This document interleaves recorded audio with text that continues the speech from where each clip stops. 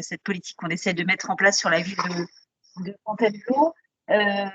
Juste un petit mot d'introduction. Alors, j'imagine que la plupart des participants de cette conférence se sont un peu penchés sur le sujet ou sur notre programme. Pour vous rappeler qu'effectivement, on lance et on a la volonté de faire de ce sujet un sujet, le sujet de tous en réalité, et qu'on soit tous et très actifs et partenaires de cette mise en place effectivement de cette politique sur la ville. Donc vous l'aurez peut-être vu ou pas d'ailleurs, c'est pour ça que je vous le rappelle. L'organisation qui est la nôtre sur les semaines à venir, on vous propose effectivement à la fois des ateliers en tout cas des ateliers de travail qu'on a appelés les U-Labs sur ce mot-là, où vous pouvez vous inscrire sous différentes thématiques pour participer sur des petits groupes de travail. Alors, il y en a 4, il y a 4 dates calées avec des sujets très précis, une vingtaine de personnes qui participent à chaque fois. Approche effectivement un peu différente et qui peut parfois un peu étonner dans les débuts pour l'avoir fait cette semaine, parce que vraiment c'est un concept un petit peu particulier de travail. Et on a la chance d'avoir effectivement des personnes comme ce soir avec Madame Sigers que l'on a conviées dans ce travail-là pour mener également des conférences qui s'adressent peut-être à un public un peu différent ou en tout cas élargi pour arriver à aborder certaines thématiques.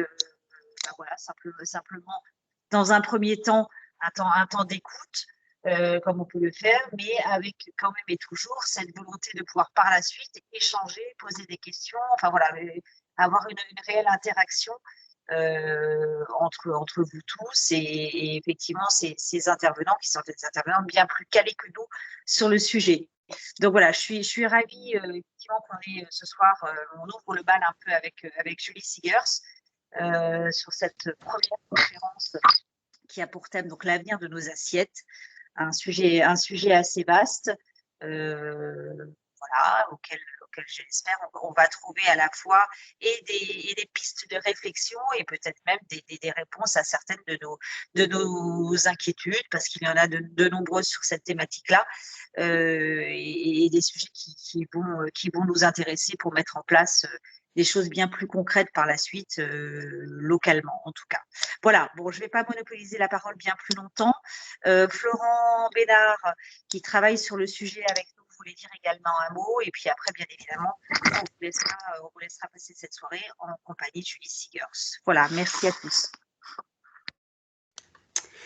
Oui, bonsoir à tous et toutes. Donc Florent Bénard, responsable de la direction transition écologique, mission UNESCO à la ville de Fontainebleau, donc en charge du suivi de ce projet Fontainebleau en transition. Donc on est donc ravis de vous accueillir et merci de vous être connectés. Tout de suite, un petit élément technique pour vous informer que cette conférence est enregistrée de manière à pouvoir être mis après à disposition d'un public encore plus large à partir du site de la ville de Fontainebleau. Hein. Voilà, donc on enregistre cette conférence pour qu'elle profite au plus grand nombre.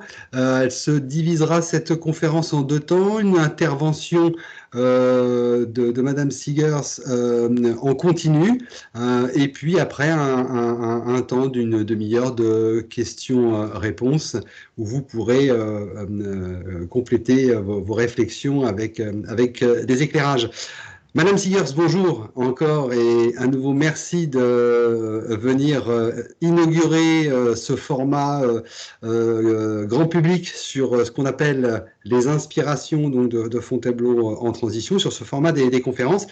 Alors pour vous présenter en quelques mots, vous êtes ingénieur agronome, vous dirigez le cabinet conseil Ceresco. Alors c'est vous qui m'avez dit cet après-midi, hein, je le dis. Alors Ceresco, pourquoi? Alors Cérès, pour la déesse de l'agriculture, de la fertilité et des moissons. Alors voilà, c'est tout le programme. On est bien dans le thème de ce soir, cette conférence intitulée L'avenir de nos assiettes.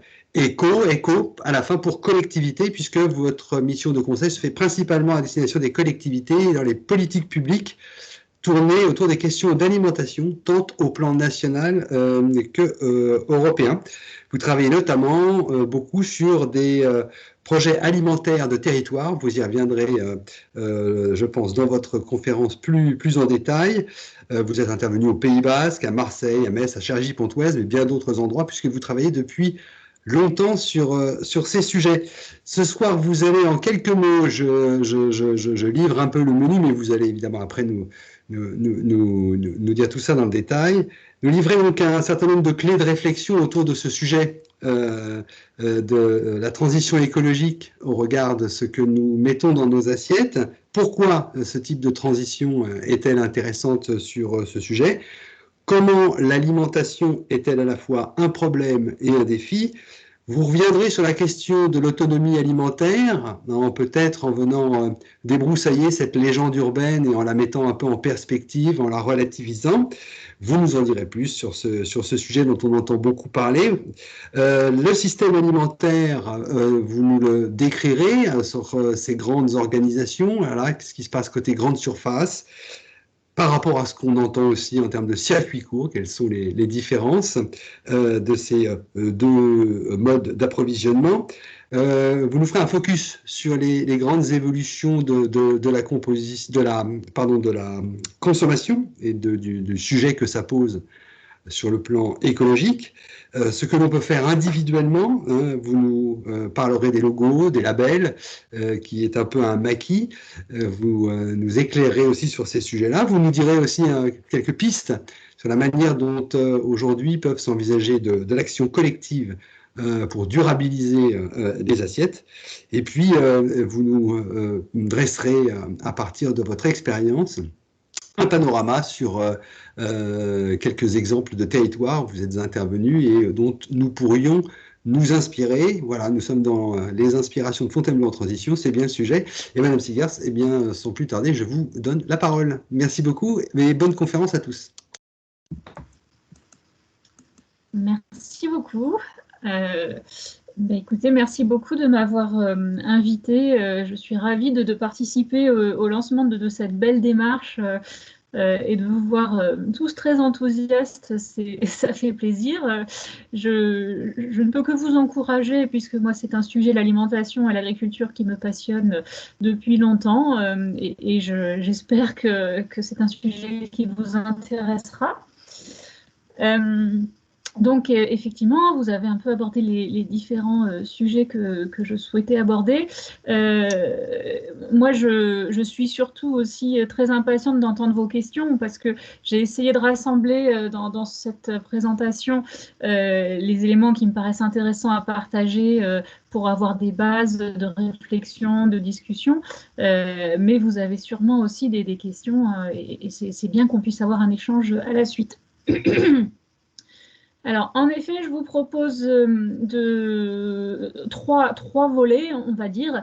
Un premier volet sur lequel je vous inviterai à réfléchir sur cette question de la transition alimentaire. Pourquoi est-ce qu'on veut s'engager dans cette transition? Quelles en sont les origines aussi? Dans un deuxième temps, j'essaierai de vous brosser un peu le panorama de ce qu'est le système agricole et alimentaire aujourd'hui, d'où il vient, pourquoi il est comme il est, avec les avantages et les inconvénients que ça présente. Et puis, dans un troisième temps, effectivement, qu'est-ce qu'on peut faire individuellement ou collectivement? Alors, sachant que chaque territoire est différent, donc évidemment, je n'ai pas encore assez travaillé à Fontainebleau pour vous dire ce qu'il vous faudrait faire, mais effectivement, vous donner quelques pistes, quelques idées et quelques exemples de ce qui peut se faire ailleurs. Mais Fontainebleau est un territoire quand même très particulier du point de vue agricole notamment, puisque c'est un des rares territoires français qui n'est pas du tout agricole ou quasiment. Donc c'est vrai que la question se posera différemment pour Fontainebleau d'un territoire plus agricole. Alors, je vous propose donc de démarrer. J'espère que ça va fonctionner. Vous voyez bien défiler mon support? Parfaitement. Voilà, merci. Alors, donc pourquoi pourquoi une transition alimentaire? Alors évidemment, c'est plutôt à vous de répondre à la question puisque c'est vous qui lancez la machine, mais je vais quand même poser quelques points et je suis désolée parce que du coup, je commence par un volet un peu désagréable et par faire un portrait un peu triste de la situation. Quand on parle d'alimentation, on parle aussi évidemment d'agriculture et le système alimentaire qu'on a depuis la Deuxième Guerre mondiale a malheureusement engendré un certain nombre d'effets négatifs, en particulier sur notre environnement, mais pas seulement. Notamment par exemple sur la biodiversité. On a fait disparaître les zones humides, on a fait disparaître les haies, on a fait disparaître de très nombreuses populations d'espèces inféodées aux espaces agricoles, donc notamment les oiseaux. On a aussi eu un effet polluant sur l'eau, que ce soit les nappes ou les rivières, par les pesticides, donc tous les produits qui servent au traitement des maladies des végétaux, et les nitrates, donc tout ce qui est engrais. J'ai trouvé un chiffre qui disait que le coût de la dépollution, donc des effets de l'agriculture sur la qualité de l'eau, nous coûte 54 milliards par an, c'est-à-dire c'est quasiment le même budget que celui de la politique agricole commune. Donc d'un côté, on a une politique qui développe, qui modernise l'agriculture, et de l'autre côté, ça nous coûte aussi cher d'en réparer les effets négatifs. Un effet sur le climat aussi. Alors, évidemment, l'agriculture n'est pas, enfin tout comme l'eau pour l'eau d'ailleurs, mais l'agriculture n'est pas le seul coupable. L'agriculture en France est responsable de 18% des émissions de gaz à effet de serre, et on s'est donné pour objectif de réduire de 50% ces émissions d'ici à 2050, sachant que pour l'industrie et le transport, c'est de 80%. Donc, on voit l'agriculture, c'est quand même difficile de réduire complètement. Et les principaux gaz à effet de serre sont associés principalement à la production animale, donc la viande, les produits laitiers, de par le méthane émis par les ruminants pendant leur fonctionnement digestif, et puis également tout ce qui touche aux engrais, donc les nitrates qui génèrent énormément à la fois de pollution des eaux, vous connaissez le principe des algues vertes, notamment en Bretagne, mais également des gaz à effet de serre très importants. Autre effet que l'agriculture a eu sur le climat, c'est lié à la disparition des prairies. On a encore, depuis 1970, on a encore 30% des prairies permanentes qui ont disparu. Et les prairies sont capables de stocker quasiment autant de carbone que les forêts. Donc, c'est des espaces très importants aussi pour lutter contre le changement climatique. Et elles ont disparu parce qu'on les a retournées pour produire des cultures végétales, donc par exemple des céréales, qui rapportaient plus aussi aux agriculteurs. D'autres effets de l'alimentation moderne, c'est les effets de la malnutrition, l'obésité notamment. On est probablement plus épargné encore que certains voisins anglo-saxons ou moins voisins, mais on considère qu'on a 17% des adultes français qui sont obèses. Alors ça s'est stabilisé depuis 10 ans, c'est la bonne nouvelle. Mais quand on regarde à l'échelle mondiale, c'est un phénomène qui a triplé dans le monde depuis 1975. Et si on zoome en France aussi, on voit que les quartiers défavorisés, les fameux quartiers politiques de la ville, sont bien plus touchés, et en particulier les femmes. Et ça, c'est vraiment lié à la façon de s'alimenter. D'ailleurs, on voit que l'alimentation, c'est la variable d'ajustement du budget des ménages, en fait. Quand on a moins de moyens, on réduit ce qu'on met dans son assiette, ou on modifie ce qu'on met dans son assiette.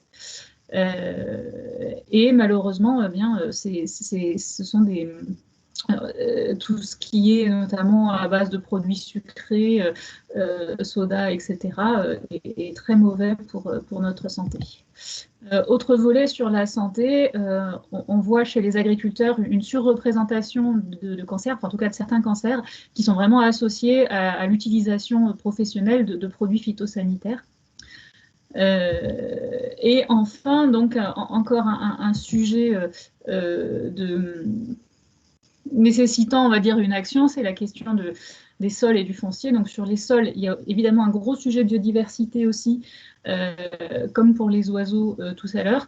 Et puis, il y a le sujet de la disponibilité du sol lui-même. Puisque on constate en France que l'artificialisation, donc c'est-à-dire tout ce qu'on a, toutes les terres agricoles ou espaces naturels d'ailleurs, qui sont devenus des logements, des zones d'activité, des routes, des parkings, toutes ces artificialisations. Eh bien, cette bétonisation, finalement, elle a été plus rapide que l'augmentation de la population et également que l'augmentation du PIB, donc de l'activité. On voit notamment entre 81 et 2011, sur le petit schéma de gauche, qu'on a une artificialisation qui a augmenté de 70%, alors que dans le même temps, la population n'augmentait que de 19%. Ce phénomène a un petit peu ralenti, mais reste encore beaucoup plus, complètement décorrélé. Et surtout, on a encore une très grosse consommation de foncier. Pour vous donner une idée, c'est les chiffres qu'on entend depuis une bonne dizaine d'années maintenant, c'est qu'on consomme, donc on artificialise l'équivalent de la surface d'un département, un département moyen français, tous les 8 à 10 ans. Donc, tous les 8-10 ans, c'est comme si la Seine-et-Marne disparaissait de la surface du territoire français. Pour vous donner un autre ordre d'idée, c'est le rythme de l'artificialisation aujourd'hui correspond à comme si chaque nouvel habitant, donc chaque bébé qui naît, chaque personne qui arrive sur le territoire, utilise 1400 mètres carrés. Alors, ce n'est pas que pour le logement, mais on voit bien qu'entre le logement, les écoles, les routes, les activités, ça fait quand même beaucoup pour chaque personne. Et pour vous donner une idée, parce que quand on parle en hectares, en mètres carrés, on a à peu près 60-80 000 hectares donc, qui disparaissent chaque année, qui sont construits chaque année, sachant que sur 1 hectare, on peut produire la consommation en pain de 1500 personnes pour une année, ou la consommation en fruits ou légumes de 200 personnes sur une année. Donc c'est évidemment une perte aussi de potentiel alimentaire qu'il ne faut pas négliger. Alors, comment on en est arrivé là? Comment fonctionne le système aujourd'hui et d'où est-ce qu'on vient? Je vous propose qu'on remonte un peu dans l'histoire. Je vais essayer de ne pas faire trop compliqué, bien sûr, mais il me semble que c'est important de comprendre comment le système s'est construit. Puisqu'en fait, tout ça, hein, l'agriculture moderne s'est développée principalement à partir de la Seconde Guerre mondiale, puisqu'avant, en France, on avait, on va dire, une agriculture traditionnelle, c'est-à-dire où énormément de gens étaient des ménages agricoles. Il y avait une grande diversité de production, c'est-à-dire que chacun avait chez lui un petit jardin, quelques volailles, éventuellement un cochon, une vache, selon les revenus et possibilités de chacun, et évidemment de très petites exploitations. Et les circuits de distribution étaient globalement très très courts.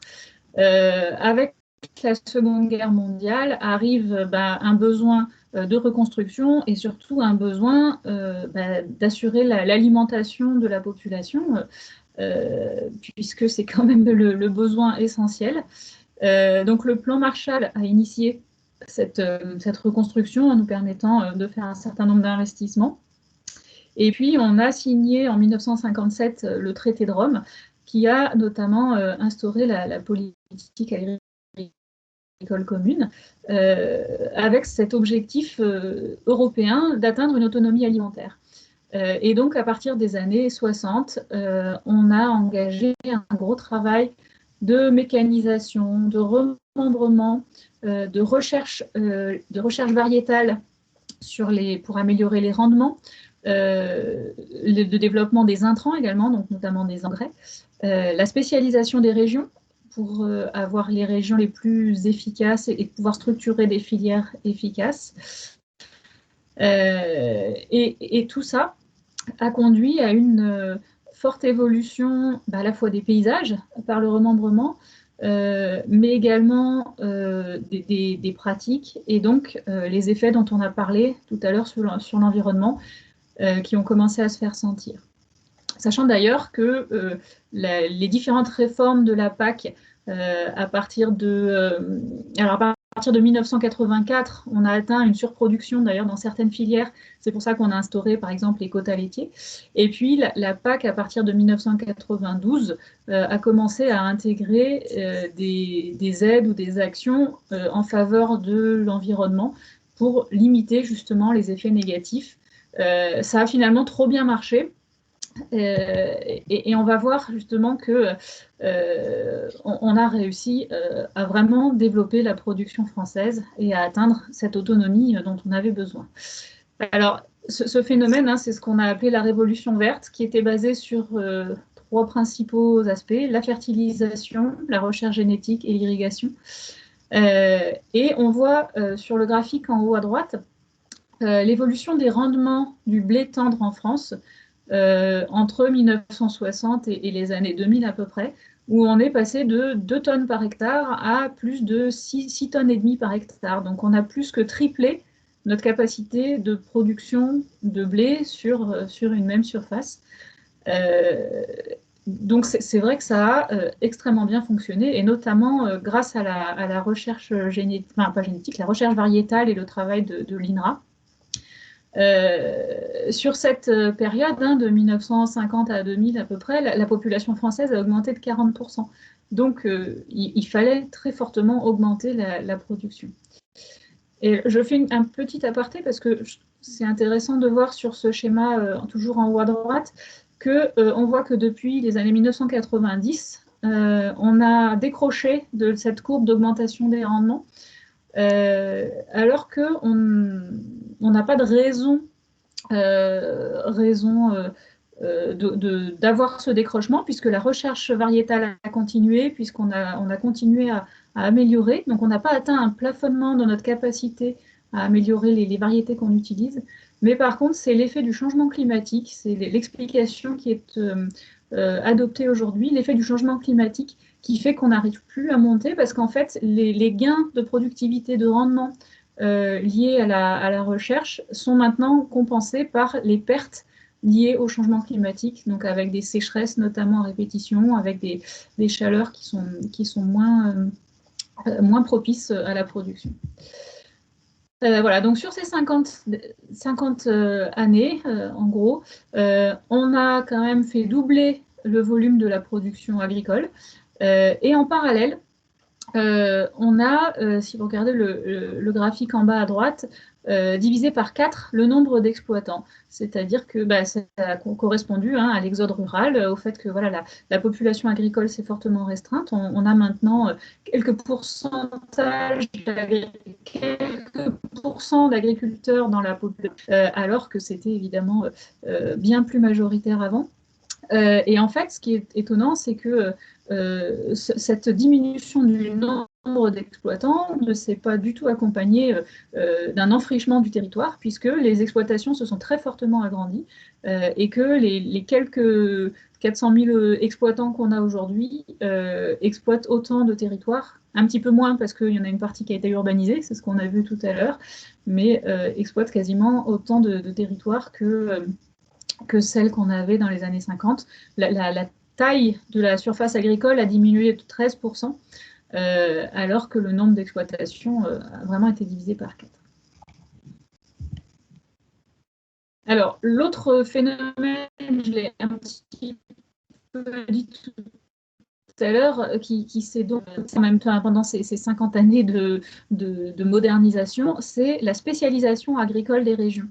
vous voyez sur cette carte, chaque couleur représente la production dominante de chaque commune.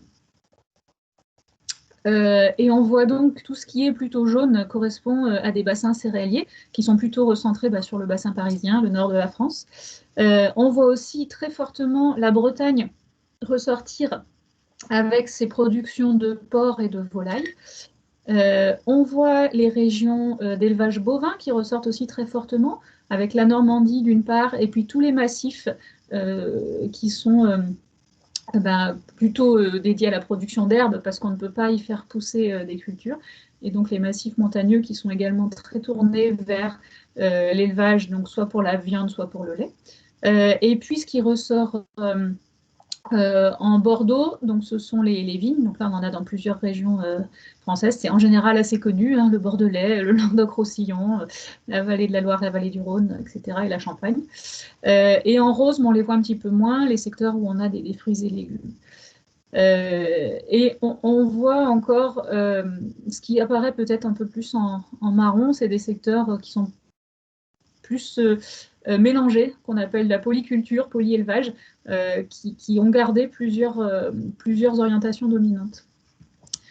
Et en fait, cette spécialisation, si on l'illustre par la façon dont la région Île-de-France s'est approvisionnée comment l'évolution de comment l'approvisionnement de la région a évolué, excusez-moi. Donc entre 1896 et 2006, donc sur un peu plus d'un siècle, on voit qu'en 1896, les céréales qui alimentaient la région Île-de-France venaient quasiment de toute la France, en tout cas des 2/3 nord et ouest de la France. Et on voit qu'en 2006, ça s'est très fortement recentré sur le bassin parisien, donc ce qu'on a vu tout à l'heure, hein, cette spécialisation de la région. On voit également sur les produits animaux que ça s'est recentré sur la Bretagne, sur la Normandie principalement. Et puis sur les fruits et légumes, c'est le phénomène inverse qui s'est passé. La production était très concentrée sur la région parisienne et elle s'est au contraire un peu plus étalée et surtout elle s'est mondialisée puisqu'on a énormément de fruits surtout qui viennent de très loin. Ce que ça illustre, c'est que on a d'une part ce que je disais tout à l'heure, des régions qui se sont spécialisées parce qu'elles avaient un climat, des sols qui se prêtaient mieux à une culture, et du coup elles se sont structurées, organisées, les filières se sont montées sur cette production-là. Mais ça montre aussi que on a fait des progrès logistiques et de conservation des aliments, puisque historiquement, en fait, les villes avaient toute une ceinture maraîchère proche pour tous les aliments qui se conservent moins bien, donc les fruits, les légumes qu'on ne pouvait pas beaucoup transporter étaient produits vraiment sur place. Et puis un peu plus loin, on pouvait produire les céréales et les produits animaux. Et donc on voit qu'on s'est on a réussi à se passer en fait de cette nécessité de proximité. Et d'ailleurs, dans beaucoup de villes, les très bonnes terres maraîchères des ceintures maraîchères sont aujourd'hui urbanisées. Et on se retrouve à essayer de faire du maraîchage sur des terres qui étaient autrefois plus tournées vers les céréales et qui sont moins adaptées finalement. Alors, tout ce panorama qu'on a tracé, c'était pour expliquer un peu où est-ce qu'on est arrivé. Donc, le fait de mécaniser, d'améliorer la productivité du travail, de spécialiser les régions, d'améliorer la logistique, ça nous a permis d'atteindre une autonomie alimentaire qui est réelle. Alors, c'est grâce à ça, et puis on a aussi la chance d'avoir un pays où les terres on a une grande majorité de terres qui sont quand même favorables à l'agriculture. On n'a pas de désert, on a quelques montagnes, mais on a aussi beaucoup de terres fertiles et on a de l'eau, ce qui nous permet aussi de faire ça. Il y a des pays qui ne le peuvent pas. Et donc la France se retrouve à être un des pays les plus autosuffisants au monde en matière agricole et alimentaire. Si vous voyez le petit classement qui a été fait là sur le tableau en haut à droite, on est troisième au classement de l'autosuffisance alimentaire, avec à peu près 110% de notre besoin théorique qui est couvert. Les deux premiers étant l'Australie, ils ont beaucoup moins d'habitants que nous, et les États-Unis, mais avec un pays immense. Cette autonomie, elle se traduit en moyenne par 4000 m² de surface par Français. Sur l'Union européenne, on a en moyenne 2300 m² par habitant. Donc on a un petit peu moins. Mais à l'échelle de l'Union européenne, on est capable quand même d'avoir cette autosuffisance. Et puis, eh bien, j'ai essayé de regarder comment cette autosuffisance, elle se décline en fonction des produits. Alors attention, hein, là je parle vraiment d'une autosuffisance théorique, c'est-à-dire je compare ce qu'on est capable de produire avec ce qu'on mange. Ce n'est pas ce qui se passe en réalité, puisqu'il y a des choses qu'on produit, qu'on exporte, et puis d'autres qu'on importe en parallèle. On voit la ligne rouge, j'espère que vous voyez bien, la ligne rouge, c'est la ligne qui correspond au moment où on a couvert nos besoins alimentaires, c'est-à-dire ce qu'on consomme. Donc, on est largement au-delà en production de sucre. On a beaucoup de production de betteraves à sucre, en céréales également, en pommes de terre aussi. En porc et en volaille, on a également une capacité de production qui excède notre besoin en consommation. En viande bovine, on y est quasiment également. Par contre, là où on pêche un peu, c'est sur les fruits. En fruits, et d'ailleurs aussi en production ovine, donc les moutons, on n'a que 50% de notre production. Mais alors voilà, ce que je disais tout à l'heure, c'est que malgré cette capacité de production qui devrait nous assurer une autonomie, en fait, on importe quand même 20% de notre alimentation. Et on a quand même un solde commercial de produits agroalimentaires qui est en déficit. Et ce déficit, il augmente. Alors, en réalité, il n'est pas en déficit si on prend en compte le champagne, le cognac, les vins, parce que ça nous permet d'avoir une balance commerciale excédentaire. Mais sur les produits, on va dire, qui se mangent, pour le coup, on est déficitaire, malgré le fait qu'on produit beaucoup. Alors, ça peut sembler paradoxal, mais je vais donner un exemple qui va peut-être vous permettre de comprendre aussi. Vous voyez qu'en cochon, on a l'impression qu'on produit autant que ce qu'on mange. Mais en fait, on a des goûts de consommation, des habitudes de consommation qui font qu'en France, on a beaucoup de jambon. Donc, les jambons, c'est les jambes arrière du cochon. Et par contre, beaucoup moins d'avant. Et en fait, sur les cochons, on exporte les avants des cochons et on importe des jambons, notamment avec l'Allemagne. On fait un petit échange, entre guillemets, sur cette partie de notre alimentation. Après, on importe aussi évidemment plein de choses qu'on ne peut pas produire chez nous, tout ce qui est fruits exotiques. C'est pour ça qu'on a beaucoup d'importations en fruits, parce qu'évidemment, ce n'est pas possible. Alors, sur cette question d'autosuffisance aussi, je voulais vous donner un chiffre que moi je trouve vraiment utile. C'est pour, en gros, être capable d'assurer les besoins alimentaires d'une personne sur une année, il faut 3500 m² avec le régime actuel qu'on a en France.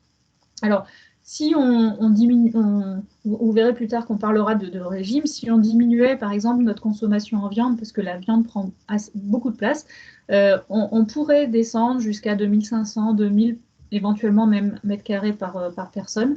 Mais par contre, après, évidemment, si on repassait en bio, on serait obligé de remonter et de revenir quasiment au même niveau, puisqu'en bio, on va avoir moins de rendement au m² ou à l'hectare. Et puis, donc ensuite, sur cette question de l'autonomie alimentaire, il y a eu des études récentes qui sont sorties, des classements, qui montrent que les villes ont moins de 5% d'autonomie alimentaire, parce qu'en fait, même les villes qui ont une production agricole à proximité, du fait de cette spécialisation des régions qu'on a vues tout à l'heure, il y a énormément d'échanges au niveau national. Par exemple, eh bien, en Bretagne, ils produisent énormément de cochons et de volailles, c'est ce qu'on a vu tout à l'heure.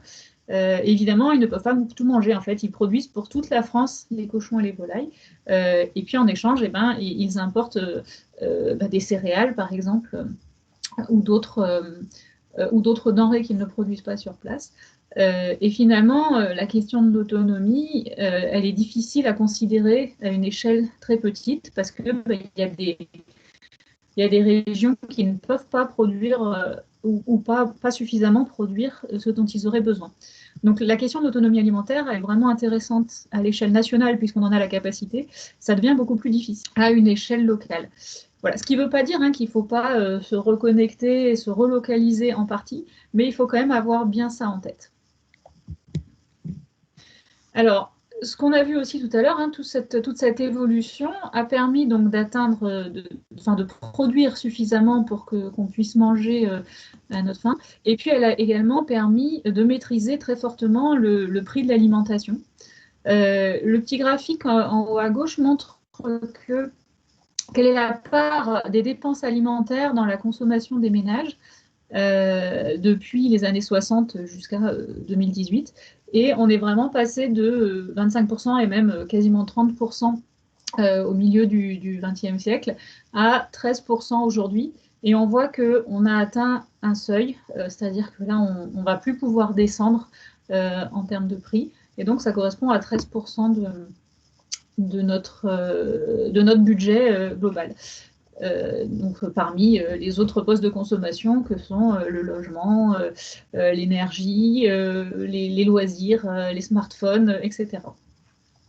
Et en fait, donc, sur cette période, le volume qu'on a de nourriture qu'on consomme a augmenté seulement de 1%.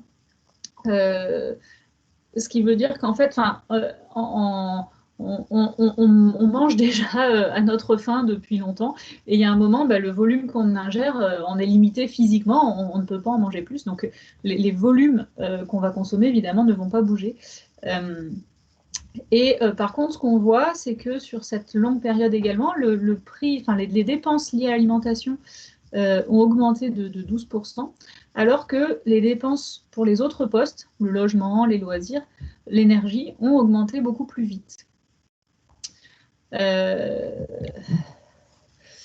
Et si on va maintenant au bout de la chaîne, c'est-à-dire la distribution, ça c'est également un chiffre que j'aimerais que vous gardiez en tête. On a parlé tout à l'heure des 3500 m² par personne pour une autonomie alimentaire.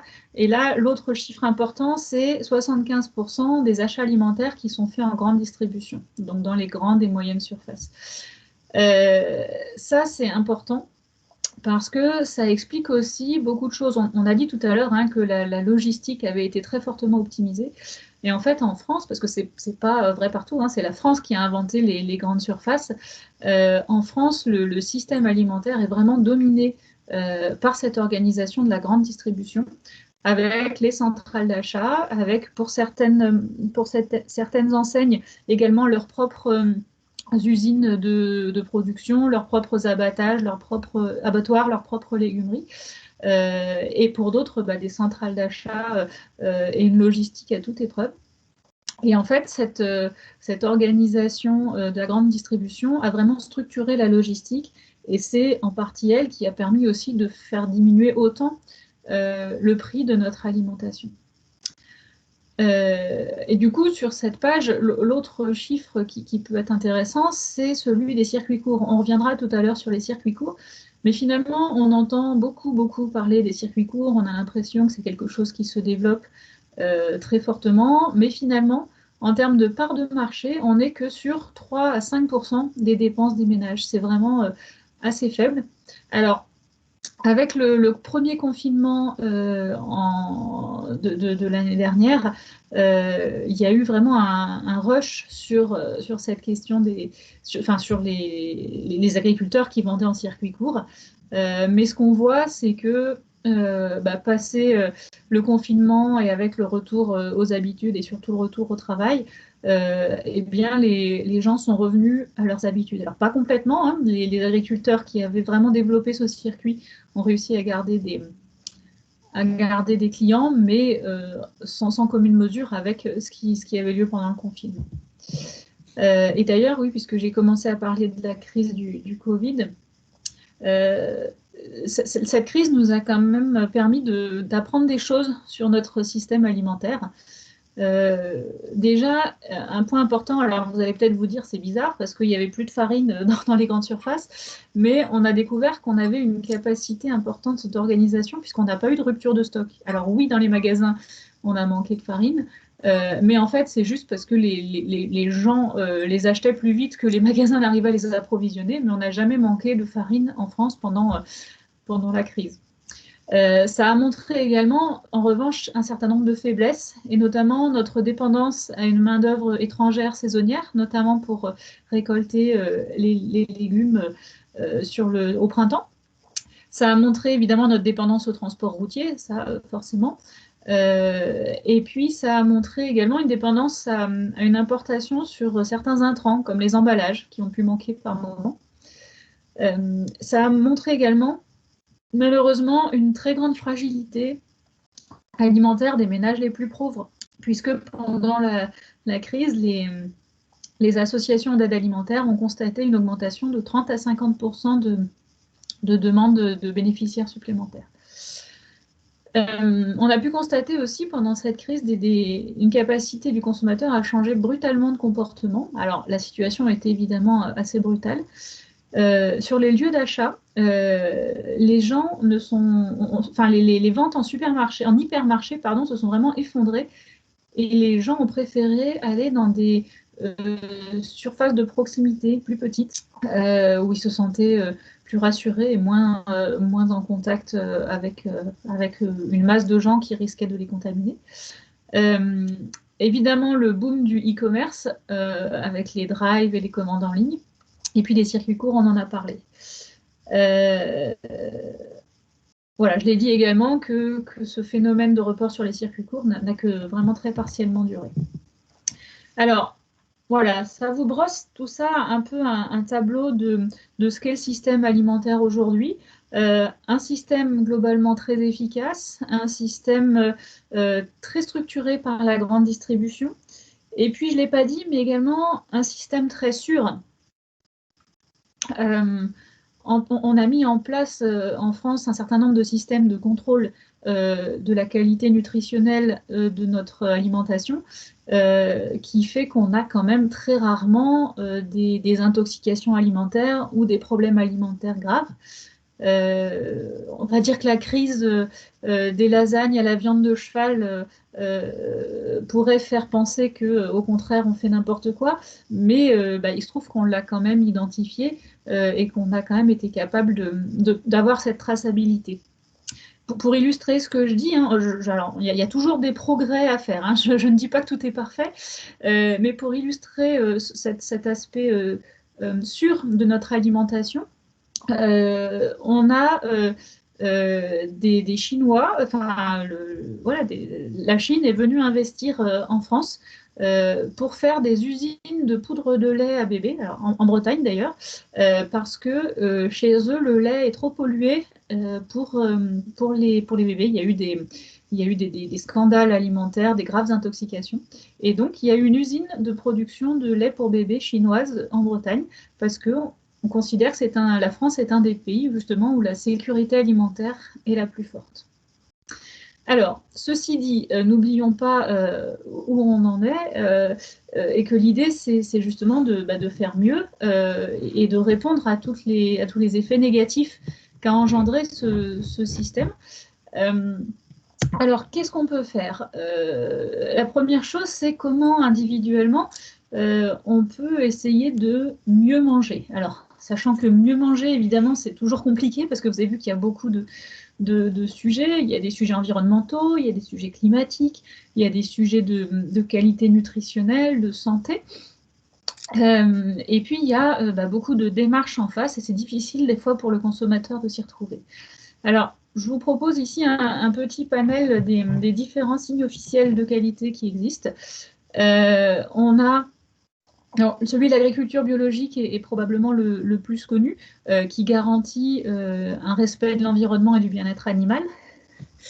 On a également en France des signes officiels qui garantissent une origine, donc les appellations d'origine contrôlée, les indications géographiques protégées. Et on a également des signes officiels qui garantissent un niveau de qualité, notamment le label rouge, qui garantit une qualité supérieure par rapport à un produit standard. Le dernier né dans les signes contrôlés en tout cas par le gouvernement, parce que tous ces signes-là, c'est des signes officiels parce qu'ils sont gérés par l'Institut national des appellations d'origine. Et puis le ministère de l'Agriculture a développé également un label qui s'appelle la haute valeur environnementale depuis quelques années pour identifier les exploitants agricoles qui s'engagent dans des pratiques plus agroécologiques. Alors, un petit mot sur la question de la permaculture, parce que c'est souvent une question qu'on me pose. La permaculture n'a pas de signe officiel de qualité et n'a d'ailleurs pas complètement de définition officielle.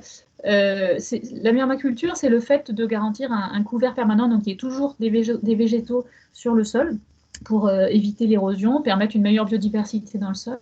Et puis surtout, l'idée de la permaculture, c'est de trouver des synergies entre plantes, et d'ailleurs parfois entre plantes et animaux, qui peuvent se rapprocher des écosystèmes naturels. Donc ce sera difficile de labelliser, on va dire, des productions en permaculture. Alors, maintenant, qu'est-ce qu'il faudrait mettre dans son assiette au-delà des labels pour essayer d'être dans la transition? Il y a beaucoup de réflexions, de scénarios, de modélisation qui ont été faites. Et là, je vous propose le scénario After, qui est voilà, un parmi d'autres, mais bon, il se retrouve beaucoup sur les conclusions. Le scénario à faire, il a été commandé par l'ADEME. Donc au départ, c'était des scénarios liés à l'évolution énergétique de la France, donc notamment le scénario négawatt, et ils ont voulu le décliner du point de vue alimentaire. Et donc comment est-ce qu'on peut arriver à une assiette alimentaire qui nous permette de répondre à nos engagements en matière climatique, et il se trouve que cette assiette a aussi des bénéfices sur l'environnement de manière générale. Donc cette évolution de l'assiette alimentaire, la principale différence, c'est moins de produits animaux. 50% de viande en moins, 50% de produits laitiers en moins, également un petit peu moins de sucre.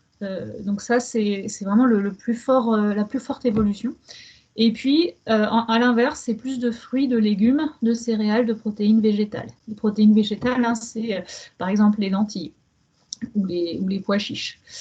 Au niveau agricole, c'est également une agriculture plus tournée vers l'agroécologie, avec moins d'engrais, moins de pesticides, et du coup également moins d'élevage, puisqu'on mange moins de viande. Les cheptels seraient divisés par 2 au niveau français. Et puis, dans ce scénario-là, il y avait également une partie de la production, enfin des surfaces agricoles qui peuvent être dédiées à une production énergétique, donc de biomasse pour faire du biogaz qui peut être utilisé pour faire rouler les voitures ou pour chauffer les maisons. Voilà, donc ça c'est un peu l'assiette idéale de demain, notamment pour les questions climatiques, c'est de diviser par 2 notre consommation de viande et de produits laitiers. Alors, changer de façon de faire, que ce soit pour le consommateur ou pour l'agriculteur, c'est pas si simple. Pour le consommateur, parce que on a des habitudes, il faut connaître, il faut comprendre. Et pour l'agriculteur, c'est pareil, l'agroécologie, c'est beaucoup plus technique finalement que d'appliquer une recette conventionnelle. C'est également un risque financier que l'agriculteur assume tout seul. Et ça, c'est compliqué. C'est également une pression sociale qui peut être importante parce que l'agriculture, ça se pratique à la vue de tout le monde. Donc, on peut avoir une pression des collègues sur le territoire. Et puis, des fois, c'est difficile de s'y retrouver aussi parce que on peut avoir des injonctions un peu contradictoires. Par exemple, le labour, si on laboure, ça permet d'éviter de mettre des herbicides, donc de mettre du Roundup par exemple. Mais par contre, labourer, c'est pas bon pour les émissions de gaz à effet de serre. Donc des fois, on ne sait pas ce qu'il vaut mieux faire pour avoir le meilleur impact sur l'environnement. Alors je disais, oui, tout à l'heure, l'agriculteur, il est seul à prendre le risque financier. Pour vous donner une idée, sur 100 € de dépenses alimentaires que vous avez, il n'y en a que 6 qui reviennent en moyenne à l'agriculture. Et en fait, l'agriculteur, lui, il ne définit pas son prix. Il est complètement pris dans une filière. Et c'est Carrefour ou l'industrie agroalimentaire qui vont décider quel sera vraiment le prix de vente. Alors, bon, je pense qu'il faut que j'avance un peu plus vite, peut-être je vois que le temps passe. C'est encore pour dire que le changement n'est pas si simple. Par exemple, le passage à l'agriculture bio, dont on sait que c'est meilleur en général pour quasiment dans toutes les filières, pour la biodiversité, pour la qualité de l'eau, pour le climat. Mais par contre, pour l'agriculteur, c'est assez difficile à mettre en place parce qu'il y a une chute de rendement qui est très importante, qui peut aller jusqu'à moins 70% sur certaines filières. Donc c'est une adaptation qui peut être vraiment difficile à faire. Même si en face, le prix normalement compense la perte de volume, c'est vrai que c'est pas évident à faire, en plus des difficultés techniques dont on a parlé tout à l'heure. Donc ceci dit, voilà, l'agriculture biologique se développe quand même très très fortement. Hein. Vous voyez, il y a eu un doublement du marché rien qu'entre 2015 et 2019. Donc on a aujourd'hui 9% de la surface agricole qui est en agriculture biologique. Ah oui, je voulais faire également du coup un point sur les circuits courts. Donc on a vu tout à l'heure, les circuits courts, c'est 4-5% des parts, enfin 3-4% des parts de marché. Alors, qu'est-ce que c'est déjà les circuits courts? Il y a eu deux définitions. Au départ, les circuits courts, c'était un circuit de vente avec un seul intermédiaire. Depuis 2014, on a plutôt tendance à parler de filières avec un nombre limité d'opérateurs et puis des relations géographiques de proximité. Mais ceci dit, on n'a pas de label circuit court. Vous l'avez vu tout à l'heure, je n'ai pas présenté de label circuit court. Donc, on n'a pas de validation de cahier des charges sur ces circuits.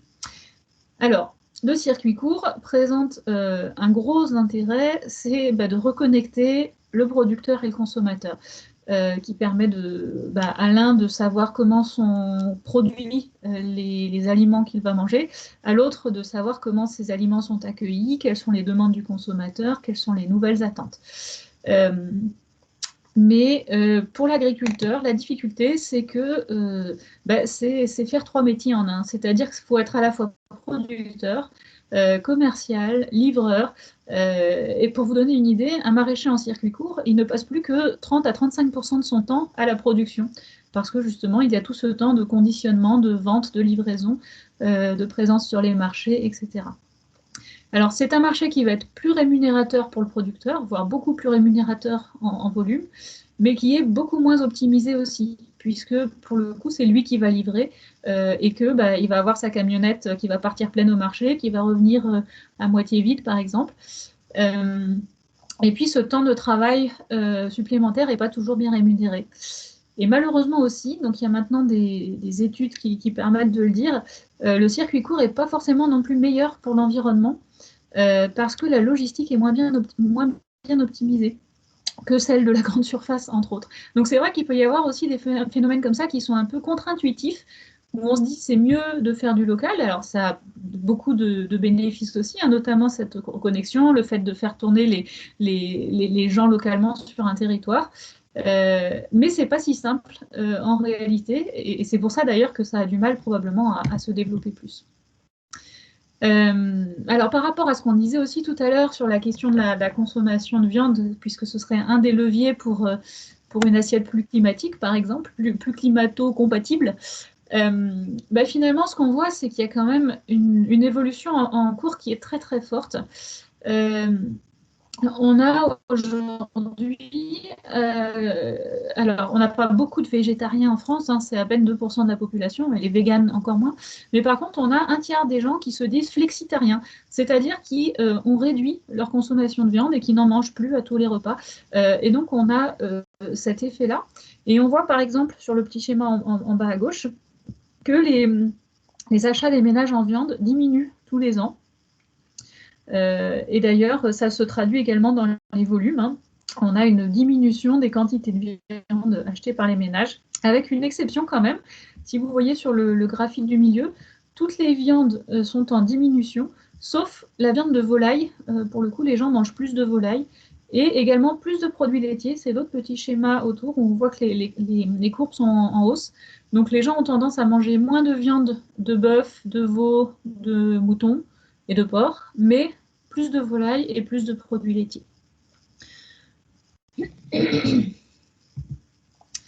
Alors, voilà, la question aussi, c'était quelle assiette demain? Et sur cette question de la viande, eh ben, il y a aussi beaucoup de choses, enfin, de la viande des produits animaux, il y a beaucoup de choses aujourd'hui qui sont en développement, de la viande artificielle. Il y en a, Singapour est en train, par exemple, d'autoriser à la vente de la viande artificielle.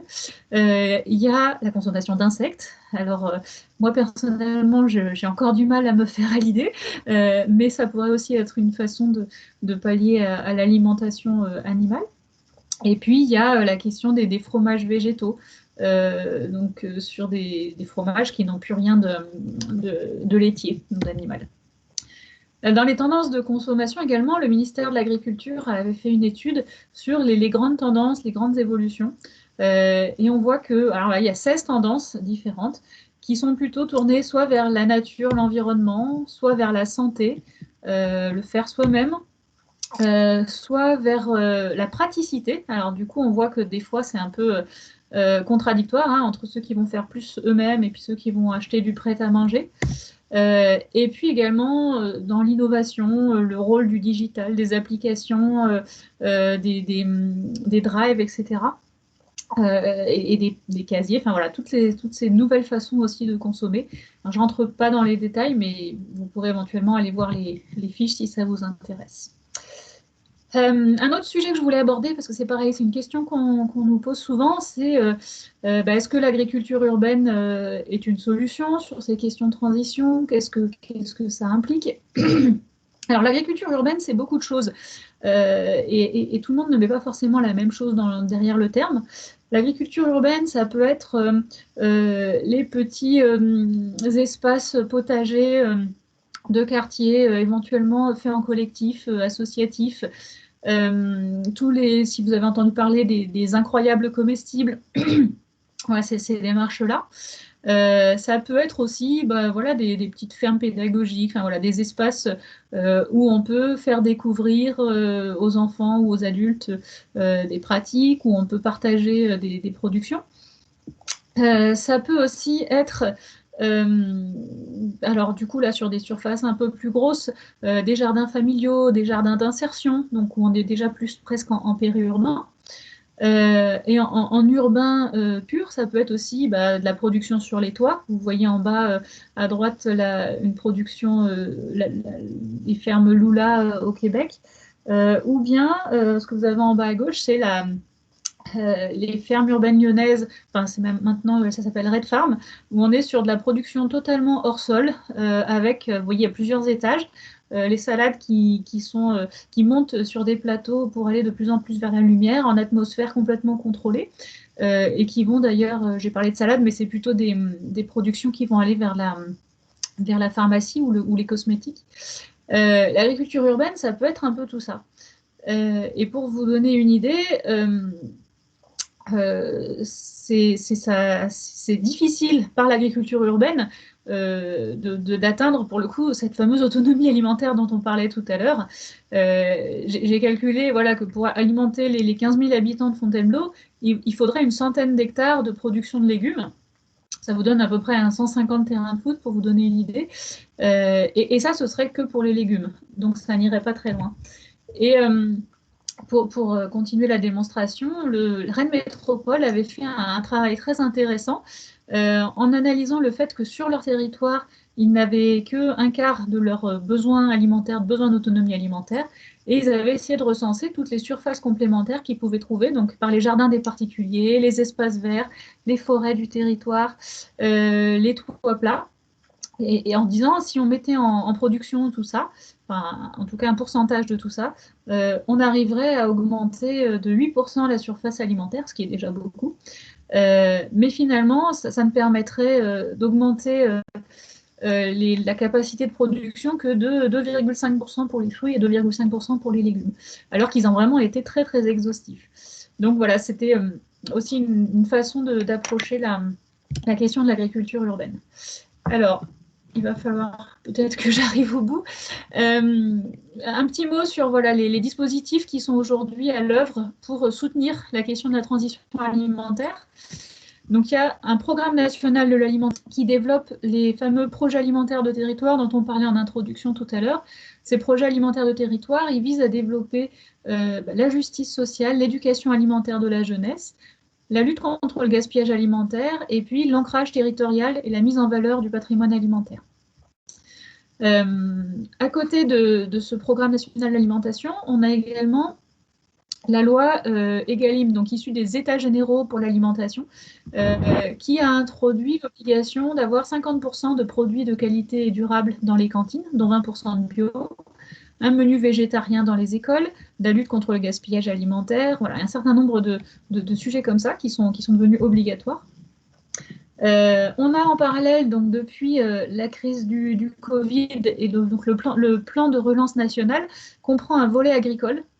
Et ce volet agricole a trois grands axes, dont l'un est la reconquête de notre souveraineté alimentaire, donc qui passe principalement par la question des protéines végétales, notamment pour l'alimentation de nos animaux. Parce que je ne l'ai pas dit tout à l'heure, mais on importe en fait l'équivalent de 10% de notre surface agricole en soja pour alimenter nos poulets, nos cochons et nos vaches laitières. Donc les trois axes, c'est cette souveraineté alimentaire, accélérer la transition agroécologique et puis accompagner la forêt française dans l'adaptation au changement climatique. En parallèle, on est en pleine réforme de la politique agricole commune qui rentrera en vigueur en 2023. Alors, a priori, on ne sait pas encore forcément tout ce qui va changer. A priori, il n'y aura pas forcément de gros changements. Sur la question de la transition écologique, il y a la mise en place des éco-régimes qui sont des aides aux agriculteurs pour soutenir leur changement de pratique en matière environnementale. Donc ça, c'était un zoom sur les projets alimentaires de territoire.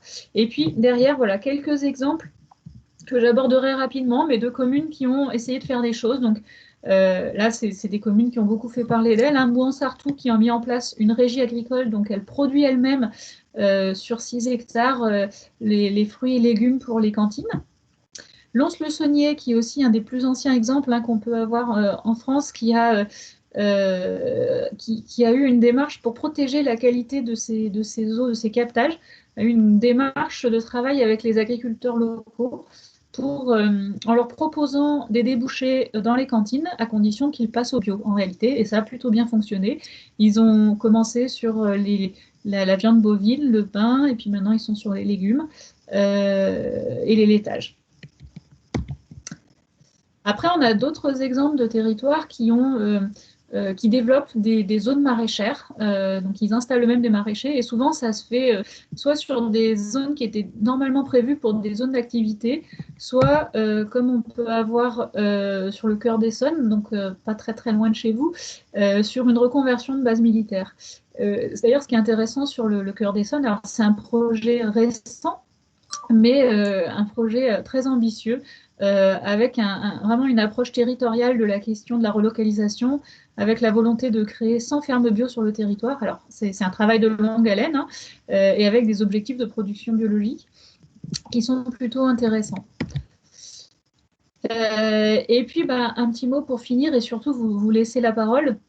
Voilà, alors Fontainebleau, bien caché dans sa forêt, évidemment, n'a pas forcément de sujet agricole, en tout cas pas évident. Alors peut-être un petit peu d'agriculture urbaine. À l'échelle du pays de Fontainebleau, donc de l'agglomération, il y a quand même des sujets qui peuvent se poser. On est sur un territoire plutôt céréalier. Mais ce qu'on voit à l'échelle du pays, c'est qu'on n'a que à peu près 9 000 hectares de surface agricole, quand il en faudrait 28 000 pour nourrir toute la population. Donc on est loin de l'autosuffisance, ne serait-ce que théorique. Et du coup, c'est vrai que la question d'autonomie ne va pas se poser à cette échelle-là. Par contre, il peut y avoir d'autres questions qui vont se poser, qui sont liées au renouvellement des générations d'agriculteurs. Ça, je ne l'ai pas dit, mais il y a un gros sujet de renouvellement des générations, puisqu'on est sur une pyramide des âges où on a un fort vieillissement de la population agricole et un manque de renouvellement. On a évidemment tous les sujets fonciers. On a vu que la préservation de la ressource foncière, évidemment, est un des sujets de la transition. Et puis, il y a aussi quand même la question de reconnecter le territoire avec son agriculture et avec les filières alimentaires. Voilà, je n'en dis pas plus pour l'instant et j'écoute vos questions.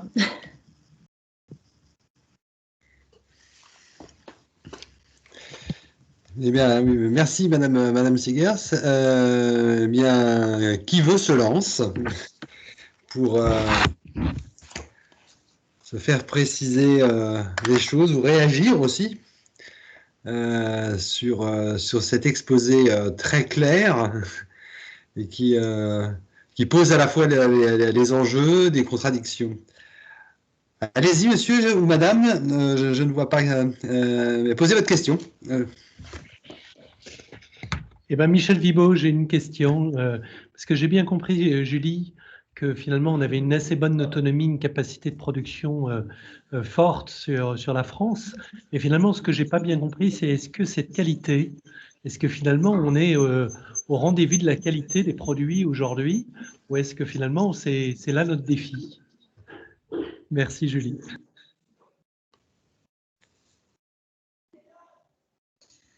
Alors, moi, la question de la qualité, je suis bien embêtée pour y répondre, puisque tout dépend de ce qu'on appelle la qualité. On a vu tout à l'heure qu'il y a la question de la qualité du point de vue de la sécurité sanitaire. Là, on peut dire qu'on y est. On est sur un pays où on contrôle vraiment bien ça. On peut dire aussi qu'on a de la qualité, puisque finalement, on a un rapport qualité-prix plutôt intéressant. Tout le monde arrive à acheter la production française. Après, si derrière la qualité, tu veux parler d'une globale, on a vu qu'aujourd'hui, l'agriculture ne répond pas effectivement à tous ces critères de qualité, puisqu'elle a des impacts négatifs sur l'environnement, sur le climat, etc.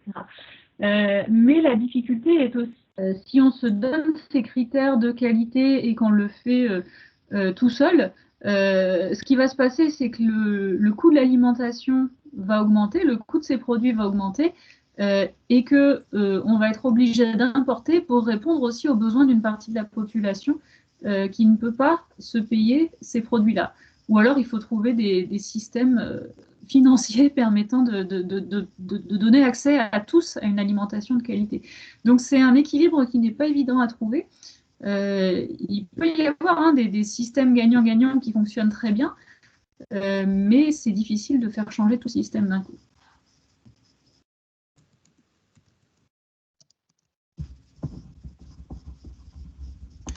Il y a Laura qui a une question. Allez-y, madame. Oui, bonsoir, merci beaucoup pour cet exposé. Voilà, je m'appelle Laura Guinaud. J'ai une question concernant la restauration, puisqu'en fait, la région n'est certes pas très agricole, mais elle est très touristique. Et je me demandais, par rapport à la restauration, quelles seraient les possibilités pour végétaliser un peu les menus, puisqu'en fait, on se rend compte qu'aujourd'hui, quand on va dans un restaurant, c'est souvent, c'est de la démarche du propriétaire de mettre en avant, soit vraiment des menus végétariens, mais en général, c'est plutôt les produits animaux qui sont mis en avant. Et quand on cherche des plats végétariens, on se retrouve soit souvent avec des salades ou alors un ensemble d'accompagnements que l'on nous aurait voilà, comment dire, assemblés, alors souvent autour de la pomme de terre en général. Voilà, des frites, tout ça. Bon, peut-être que ça parlera à certaines personnes, mais voilà, je me dis qu'il y a eu quand même le Bocuse d'Or il y a quelques années qui était sur le thème de l'assiette végétale, qu'on a un restaurant vegan cette année qui a remporté une étoile. J'ai peur que la restauration rate le départ et puis ne montre pas forcément l'exemple. On est dans une... Voilà, à part pour les restaurants, je dirais plus qui font des cuisines un peu, comment dire, étrangères, enfin, vous voyez, orientales, asiatiques, libanaises, etc., qui, eux, ont une culture un petit peu plus végétale que la nôtre. Mais je suis sûre qu'on est capable de créer, en France, on est quand même la première région de la cuisine, de la gastronomie. Je n'arrive pas à comprendre en fait ce décalage et pourquoi on n'est pas capable de réinventer notre cuisine en fait et pourquoi c'est si tabou. Enfin voilà, c'est ma question. Elle est un peu longue, elle est un peu complexe, j'en suis navrée, mais j'espère vraiment qu'on arrivera à y répondre. Merci. Alors, je ne suis pas forcément la mieux placée pour vous répondre, hein, mais je pense qu'il y a un peu de réponses, c'est-à-dire la première, c'est l'information, la communication, la sensibilisation et puis l'apprentissage de nouvelles recettes, parce qu'on sait qu'on a tendance à manger toute sa vie ce qu'on a mangé pendant ces 16 premières années, donc on a du mal à se défaire de ces habitudes-là. Et puis la deuxième réponse, à mon avis, c'est celle-là qui fera, c'est la question de la demande. Plus la demande de menus végétariens va se développer, plus les restaurateurs vont s'y mettre aussi, j'imagine. Mais peut-être que quelqu'un d'autre a une réponse plus éclairée que la mienne.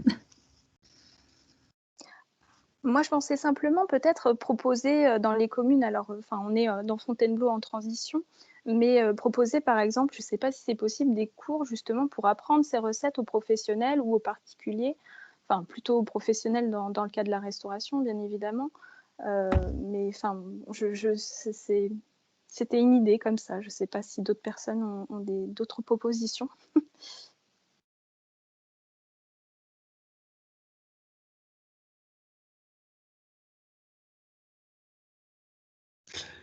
Une autre question, Madame Bolgert, et puis après, il y avait Monsieur aussi Baudouin. On pourra, dans l'ordre, faire intervenir les deux. Madame Bolgert, allez-y. Bonjour à tous, merci. Moi, je voudrais juste répondre à l'intervention précédente en disant que peut-être qu'avant même de commencer à la formation, à l'instruction des restaurateurs, enfin j'entends complètement, je suis bien d'accord avec vous pour être un peu dans ce secteur, il y a vraiment un travail à faire sur les assiettes végétariennes et les plats végétariens plus variés. Il y a un autre problème que moi j'ai rencontré et que j'essaye d'aborder maintenant à travers le CCAS de Fontainebleau, c'est la problématique en fait de l'incompétence culinaire, c'est-à-dire qu'on a des gens qui ne savent pas cuisiner les fruits et les légumes tout bonnement dans leurs assiettes du quotidien. C'est même pas en parler des assiettes de restaurant, mais c'est le quotidien. Et par exemple, c'est une question qui se pose assez souvent autour même des collectes alimentaires dans le cadre social, où il y a des gens à qui on va donner des fruits et des légumes frais parce que c'est bon la santé et qu'il faut leur donner des fruits et des légumes frais et que finalement c'est des denrées qui vont être perdues par manque en fait de connaissances, de savoir comment les cuisiner, bon, sans compter aussi toutes les situations où les gens ne peuvent pas les cuisiner eux-mêmes. Donc il y a tout un travail aussi et je me joins à votre demande et à vos questionnements qui est aussi de développer des endroits où on peut apprendre à cuisiner, où on peut apprendre à connaître des produits en dehors de peut-être ceux je viens d'apprendre cette information qu'on a connue entre 0 et 7 ans. 16 ans. 16, pardon. Ah bon, merci. En fait, vous me donnez un peu d'espoir quand même. Voilà, donc je trouve que votre remarque est très intéressante, mais j'ai envie de dire, avant même d'aborder la question du restaurant, je pense qu'il y a vraiment la question de la vie quotidienne et de bon nombre de personnes qui n'arrivent pas à cuisiner même des produits très très simples du quotidien. Et là, il y a un vrai problème éducatif et social à la base. Merci. Alors, il y a Monsieur Vibo qui a une question, et puis après, Laura à nouveau. Oui, alors moi j'ai une question sur les lieux de transformation. J'ai l'impression que, par exemple, ici, on a les céréales, effectivement, avec le Gâtinais, la Beauce, on a le maraîchage, mais j'ai l'impression qu'on a perdu des lieux de transformation, qu'on a perdu les moulins, qu'on a perdu des conserveries, et je me demande si finalement ça ne vient pas alourdir l'empreinte écologique, parce que ça envoie ces produits, même si la carte, je l'ai bien saisie, mais finalement, ces produits ils partent très très loin pour revenir. Parfois pas ceux qui étaient là localement, mais d'autres, et que finalement il y a un mélange qui se fait notamment à Rungis, et que finalement on ne sait pas trop, même s'il y a une traçabilité, on ne sait pas trop comment ont voyagé les produits de part en part, et que finalement l'empreinte écologique elle est assez élevée. Qu'est-ce que tu en penses, Julie? Eh bien, malheureusement, malheureusement, c'est pas si simple parce que, effectivement, hein, tu as raison, la transformation, c'est extrêmement centralisé, notamment pour tout ce qui est céréales, pour la viande. Maintenant, il y a des gros abattoirs et on a perdu tous les abattoirs de proximité et c'est un vrai problème d'ailleurs pour les circuits courts. Les moulins, n'en parlons pas, évidemment, ça c'est vraiment concentré. Mais en fait, l'empreinte écologique reste quand même plus efficace parce que sur ces grosses filières, c'est ce que je disais tout à l'heure, on arrive à avoir des camions pleins au lieu d'avoir des petits circuits avec tout le monde qui va se promener avec une voiture ou des camionnettes vides. Et donc, en fait, finalement, le coût du transport bien optimisé, le coût écologique du transport vraiment fonctionne. Donc, je crois que ça désespère tout le monde hein, de se dire que des fois, il vaut mieux faire venir l'agneau néo-zélandais en bateau que d'en produire sur place. Mais malheureusement, si on regarde uniquement l'empreinte écologique, c'est pas le bon argument.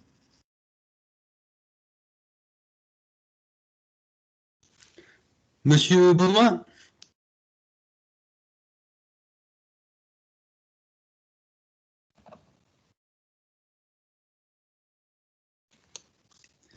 Oui, Monsieur Baudouin, oui, une question, sinon Valérie, qui a aussi une question. Je vais pas allumer mon micro. Bonsoir Julie, bonsoir à tous. Donc Frédéric Baudouin, Fontainebleau. J'ai un jardin familial à Fontainebleau, donc je fais du bio depuis 6 ans. Je suis un adepte des marchés locaux. Et ne pensez-vous pas que le bio commercial n'est juste qu'un outil marketing?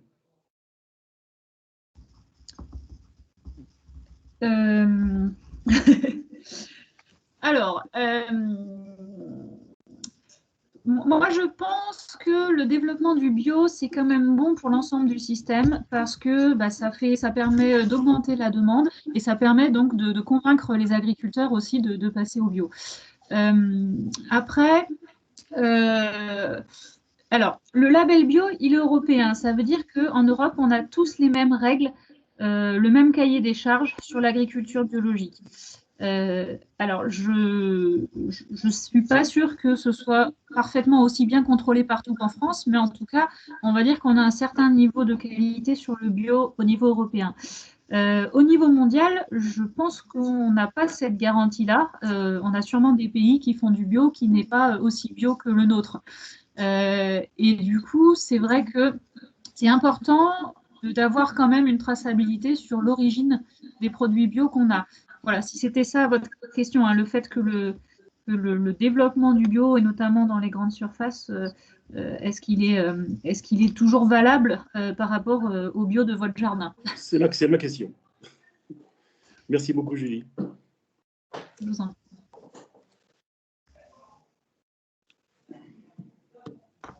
Valérie, c'est à vous.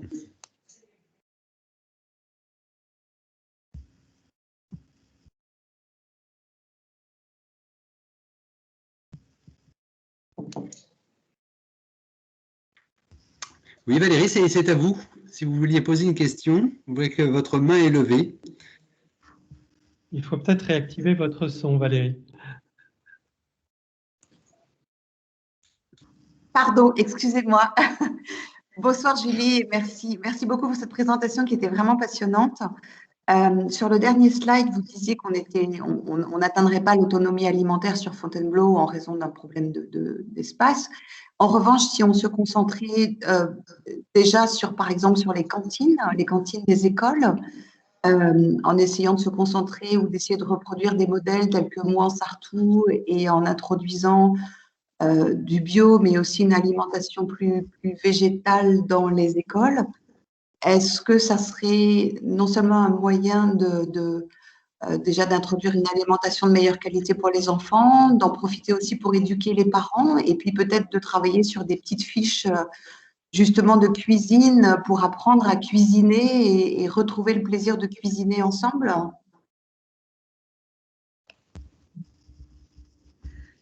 Oui, en effet. C'est d'ailleurs souvent une des premières actions dans lesquelles s'engagent les communes, puisque c'est une compétence de la commune, hein, les repas des enfants dans les cantines. Et donc, c'est une responsabilité de la commune de décider ce qu'elle met dans l'assiette des enfants. Donc, souvent, c'est effectivement une des premières actions qui est engagée. Et qui peut effectivement être vraiment au cœur d'un projet pédagogique avec un jardin potager dans l'école, avec un travail aussi sur le gaspillage alimentaire. Parce que, alors moi, je suis toujours un petit peu partagée quand on dit qu'il faut que l'alimentation de nos enfants soit meilleure. Moi, j'ai aussi des enfants qui sont dans des cantines et je vois bien qu'il y a quand même il y a quand même beaucoup de ce qu'on leur propose qu'ils ne mangent pas, notamment quand ça s'appelle, quand ça commence par un leg et que ça finit par un on a souvent du mal à leur faire manger ces choses-là. Donc c'est pas si évident que ça, et je pense qu'effectivement, c'est intéressant de le faire dans le cadre d'un projet global où on a aussi un volet un peu éducatif, où on apprend aux enfants à faire par eux-mêmes pour qu'ils aient aussi envie de manger, quoi. Moi, je veux bien intervenir, pardon, bonsoir, Gwenaëlle Claire. Je veux bien intervenir sur ce sujet. En fait, j'ai suivi de très près justement toutes ces questions sur la restauration scolaire au cours du précédent mandat et des mois qui viennent de s'écouler là, en étant en charge justement du scolaire, donc évidemment des cantines et de cette restauration.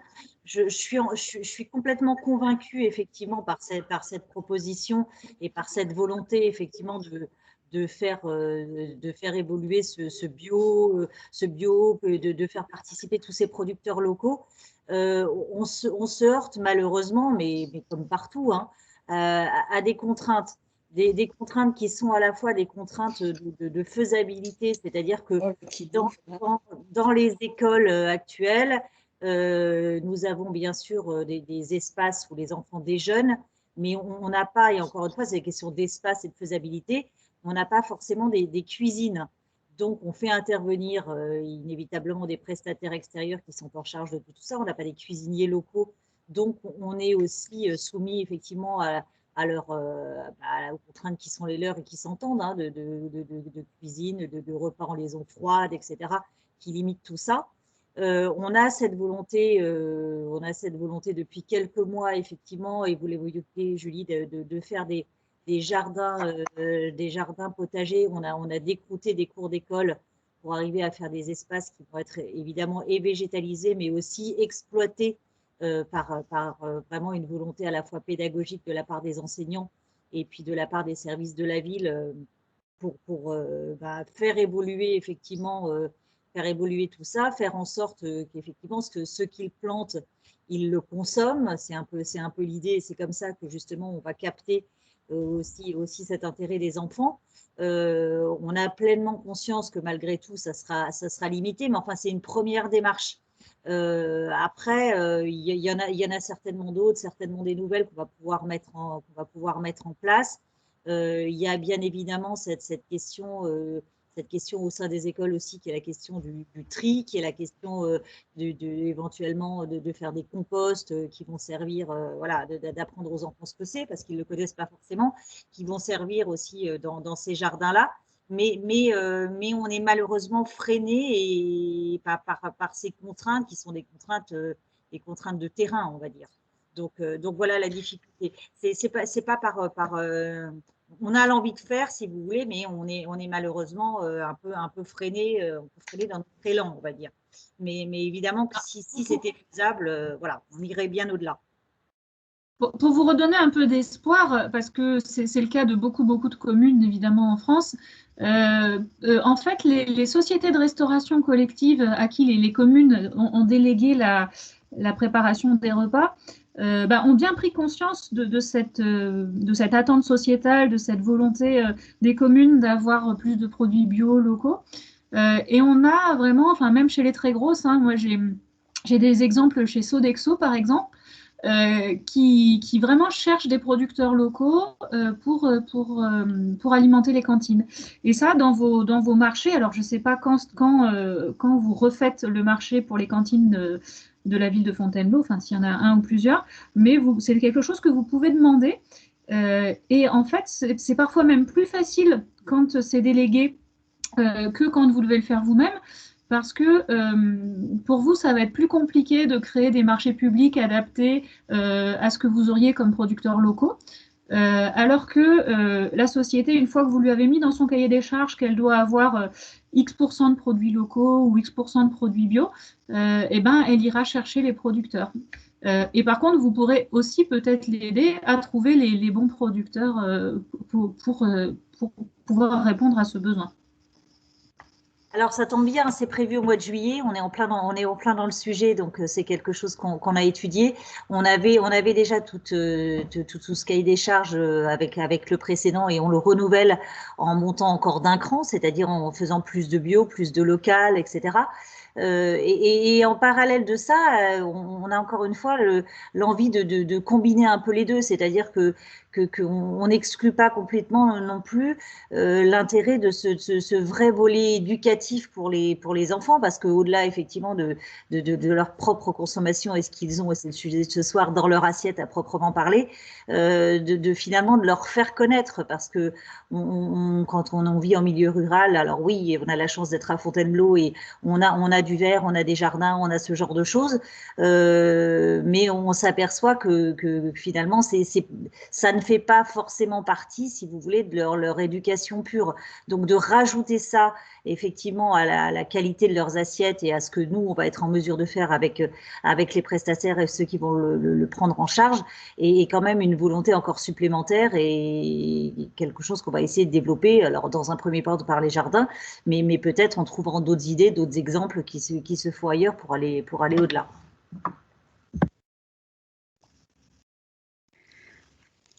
Nous avons Madame Tribillon, je ne sais pas si je prononce bien, qui lève la main.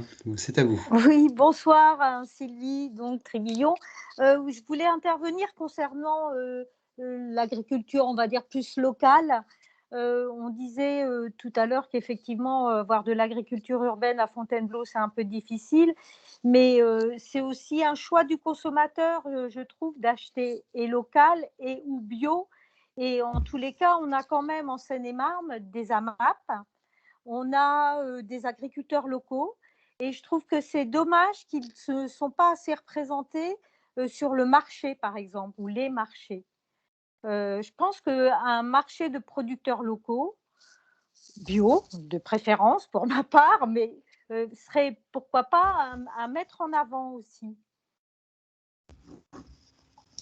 Oui, c'est une excellente idée. D'après l'expérience des villes qui se sont lancées dans cette démarche-là, l'importance, peut-être déjà de vérifier l'opportunité, et puis de se démarquer des marchés habituels, c'est-à-dire de viser plutôt le soir, par exemple, plutôt que le matin, où il y a toute une partie des gens qui travaillent qui ne peuvent pas y aller. Ce qui permet aussi de distinguer ce marché et de lui donner des chances de réussite, parce que ça peut être compliqué.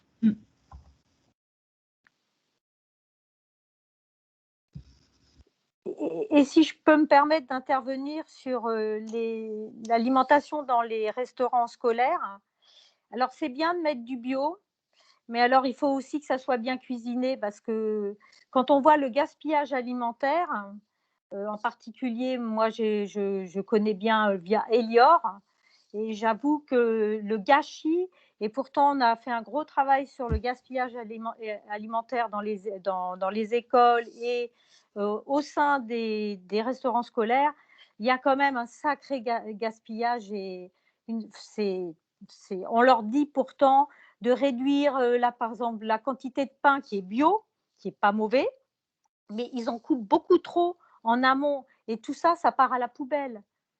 Et c'est vraiment compliqué. Je crois qu'il n'y a pas que d'introduire des ingrédients bio, c'est aussi le contenu de l'assiette et la quantité. Enfin, il y a beaucoup de choses à revoir. C'est très complexe.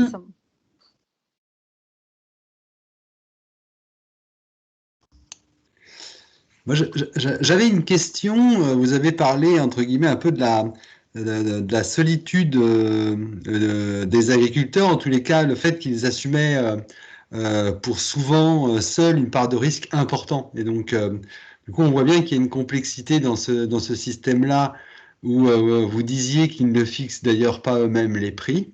Est-ce qu'il y a des exemples d'organisation d'agriculteurs ou de manières pour les collectivités d'intervenir justement pour renforcer ces notions de circuit court, mais concrètement viser peut-être non pas l'autonomie alimentaire, mais en tous les cas tendre à davantage de recours à ces circuits courts en aidant les filières à s'organiser localement, entre guillemets en les sortant du joug d'une organisation qui ne les fait pas suffisamment vivre. Et du coup, voilà, qu'est-ce qu'il y a comme initiative qui permettent à ce secteur, entre guillemets, d'être mieux intégré à son écosystème, lequel comprend le consommateur, et que tout ça soit plus vertueux? Et quel rôle pour les collectivités dans ce contexte-là? Merci. Oui, tout à fait. Alors, effectivement, il y a maintenant, depuis quelques années, quand même, beaucoup de démarches quand même qui visent à ça. Et puis, les nouveaux agriculteurs, j'en ai pas parlé, mais aujourd'hui, le renouvellement de l'agriculture, c'est quand même un tiers de personnes qui ne sont pas issues du monde agricole, qui ne sont pas fils ou neveux d'agriculteurs. Ou filles. Et ces gens-là ne veulent pas s'inscrire dans ces systèmes où ils sont un peu dans un carcan toute leur vie, avec des très gros investissements pour s'installer et puis des très faibles revenus toute leur vie. Et donc, on a alors les systèmes, on va dire, individuels. Le typique, c'est le maraîcher en AMAP sur 2 hectares qui vend ses paniers et qui effectivement est plus indépendant. Alors avec un niveau de rémunération qui reste encore souvent compliqué pour beaucoup. Et puis il y a effectivement beaucoup, il y a quand même, maintenant on voit apparaître des organisations collectives qui visent à améliorer tout ça. On a par exemple les initiatives de magasins de producteurs, donc plusieurs producteurs qui se mettent ensemble pour créer un lieu de vente en ville ou en tout cas sur un lieu de passage. Et là, le levier pour les collectivités, alors si on a des porteurs de projets, parce que vous ne pouvez pas être dans une politique de l'offre là-dessus, il faut avoir les producteurs, mais le levier pour les collectivités, c'est de faciliter l'accès soit à un foncier, soit à un local pour leur faciliter l'installation. Après, on a aussi le levier de la transformation, puisque la transformation permet quand même de créer de la plus-value et qui reste sur le territoire beaucoup plus que dans les filières longues. Les ateliers de transformation, ça peut être faire des yaourts, ça peut être des ateliers de découpe pour la viande, ça peut être aussi des lieux où on peut transformer, cuisiner des fruits, des légumes pour en faire des soupes, des compotes, etc., des confitures. Et là, il y a aussi la collectivité peut aider dans le financement des investissements. Vous avez un exemple intéressant là dans le Clunisois qui s'appelle Melting Popote, où ils viennent de créer un atelier multi-transformation qui est assez intéressant. Alors, l'avenir dira si ça fonctionne, mais il y a quand même une 50aine de producteurs qui sont engagés dedans, qui font des transformations régulièrement. Et il y en a, je cite celui-ci, mais il y en a beaucoup d'autres. Et puis un autre type de soutien, d'action, c'est tout ce qui concerne le regroupement de l'offre via des plateformes de production qui soient soit numériques, soit physiques, avec l'idée de rassembler au sein de rassembler finalement un catalogue de produits pour que les acheteurs des cantines ou les restaurants ou les grandes surfaces, parce qu'on a aussi maintenant beaucoup de grandes surfaces qui cherchent des produits locaux, puissent connaître l'offre locale. On a notamment des exemples très intéressants en Isère là-dessus, sur des plateformes récoltées ou manger bio Isère qui ont été très bien faites. Ils sont partis sur des petits modèles pour grossir après. Et si je vous dis ça, c'est qu'il y a quand même un point d'attention important. C'est qu'on a, nous comme cabinet de conseil, on a beaucoup de demandes de collectivités qui veulent créer une légumerie ou qui veulent créer une plateforme. Et que ces modèles sont quand même, ces outils sont quand même assez difficiles à rentabiliser, quoi. On a facilement des coûts de fonctionnement très importants pour une plus-value sur la transformation, le coût de la transformation qui n'est pas forcément toujours très bien payé, notamment sur une légumerie, parce que éplucher des légumes, le légume ne vaut pas 2 fois ou 3 fois plus cher une fois qu'il a été épluché. Mais voilà, ça c'est des choses qui sont, il y a plein d'exemples. Et après, il faut s'adapter à votre territoire, quoi. Il faut voir ce qui peut fonctionner chez vous. Merci. On a une question de Laura et puis une autre question de Sylvie Tribillon, peut-être pour aller doucement vers la fin de cette conférence. Oui, merci. Je vais essayer d'être rapide. Vous avez cité simplement les chiffres du sucre, de la production de sucre. Je crois que cette culture, et ce chiffre, il est vraiment pas anodin, puisqu'il cache en fait quand même un gros problème, à savoir la réintroduction des néonicotinoïdes, qui a été votée dernièrement sous pression alors je sais pas si on peut appeler ça un lobby, mais bon, en tout cas, voilà, des entreprises de la betterave sucrière. C'est quand même, on met en danger toute l'agriculture du monde, tout le reste de l'agriculture, pour un produit qui n'est pas un produit de consommation de besoin, je ne sais pas comment on dit, mais pour avoir du sucre, puisqu'en fait les néonicotinoïdes, c'est aussi ce qu'on appelle le pesticide tueur d'abeilles. Et donc, en fait, on réintroduit un pesticide comme ça pour faire une surproduction de sucre. Enfin, moi, ça me paraît quand même assez grave. Donc, j'aimerais bien avoir votre avis là-dessus. Merci beaucoup. Alors, là, clairement, il y a un choix politique derrière à faire, hein. C'est toujours la difficulté de trouver l'équilibre entre une production qui effectivement peut avoir des effets polluants, notamment, là c'est un insecticide, hein, donc qui va avoir des effets sur les populations d'insectes et notamment d'abeilles, et une filière très structurée qui génère des emplois à la fois chez les agriculteurs, mais surtout ensuite dans les filières, dans les sucreries. Et c'est vrai que le débat, hein, si on met les néonicotinoïdes, c'est parce que on a une maladie là qui s'appelle la jaunisse de la betterave, qui, dans son nom vulgaire, qui a vraiment fait énormément de dégâts cette année. En région parisienne, il y a des endroits où on a eu une division par 2 des rendements, donc la moitié de la récolte a été Moi, je perdue. pense qu'on n'a pas les mêmes chiffres que vous, mais bon, moi, j'ai pas du tout entendu la moitié. Je pense que là, il y a une grosse exagération. Apparemment, c'est même pas 20%. Donc, et quand bien même, je veux dire, on brandit toujours les emplois et on brandit toujours des chiffres complètement sortis de nulle part. C'est un petit peu au bout d'un moment. Je veux dire, là, si demain on n'a plus d'abeilles, si les hyménoptères disparaissent, qu'est-ce qu'on fait ? Oui, alors moi je suis tout à fait d'accord avec vous, hein. Il faut évidemment préserver les abeilles, concernant les chiffres, ils sont très très variables. Hein. On a des endroits où il n'y a eu que des petites baisses de rendement, mais ce que je disais, c'est au plus fort, on a eu une perte de 50%, et notamment sur la région parisienne, qui a été un des secteurs les plus touchés. On est plutôt en moyenne sur 20 ou 30%. Oui, alors après, c'est toute la difficulté. Moi, je ne suis pas le décideur politique et j'avoue que ce n'est pas des décisions faciles à prendre parce que derrière, il y a des impacts en termes d'emploi très importants. Mais je suis d'accord qu'on ne peut pas continuer non plus à mettre toujours devant l'emploi quand on voit tous les dégâts environnementaux qu'on a fait et où ça nous mène aujourd'hui. Merci beaucoup de votre réponse.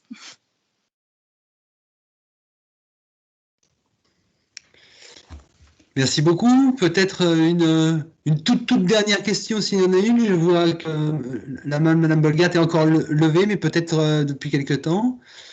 Non, et s'il n'y a pas de... C'était une erreur, j'ai oublié de la baisser, pardon. Il n'y a pas de souci. Mais c'est bon, je préférais vérifier. Donc, eh bien, s'il n'y a pas d'autres questions, il nous reste à vous remercier pour cette intervention tout à fait intéressante, qui nous a, on vous remercie beaucoup, qui nous dresse quelques pistes, aussi le défi. Ce qui est intéressant, c'est aussi l'objet de cet exercice et de ce format des conférences, c'est aussi qu'on puisse prendre conscience parfois aussi des contradictions. Hein. On vient juste là sur la dernière question, on s'aperçoit que la question du sucre est très salée. Donc c'est aussi de voir comment on peut se saisir des sujets, mais encore effectivement, faut-il mieux les mesurer. Tous les cas, en prendre connaissance. Voilà. Donc ça a cet éclairage-là aussi pour lancer le territoire dans cette démarche progressive. Merci beaucoup pour votre intervention. Probablement, nous reviendrons vers vous en parallèle des ateliers pour des compléments d'information sur les pistes que vous avez dressées et qui pourraient éventuellement ressortir ici ou là dans les initiatives possibles que nous pourrions porter. Un grand merci donc à vous et je souhaite à tout le monde une bonne soirée et donc à très bientôt, soit sur les ateliers, soit sur les prochaines conférences et puis d'aller sur le site de la ville pour l'ensemble des événements qui sont proposés à l'inscription. Merci, bonne soirée à tous. Merci beaucoup, bonne soirée. Merci, c'était super. Merci beaucoup. Merci, au revoir, bonne soirée. Au revoir. Au revoir. Au revoir.